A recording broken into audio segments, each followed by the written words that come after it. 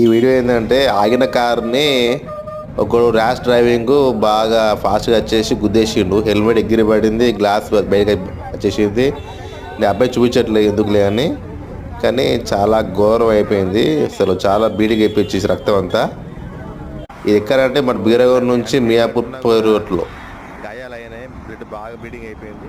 చాలా స్లోగా వెళ్తే సో చూస్తారు కదండి, బీరగూడ నుంచి మియాపూర్ పోయే రూట్లో అది జరిగింది. అది అట్లా సంఘటన.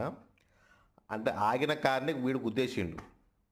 హెల్మెట్ ఎగిరి పడ్డది, కొంచెం పర్లేదు, కొంచెం బాగా బ్లీడింగ్ అయింది. స్లోగా పోవాలి, ర్యాష్ డ్రైవింగ్ అట్లా.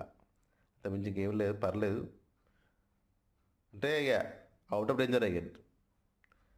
స్లోగా పోతే బెస్ట్. ర్యాష్ డ్రైవింగ్ ఆయన కార్ని గుద్దేసిండు. ఘోరం అయిపోయే పరిస్థితి.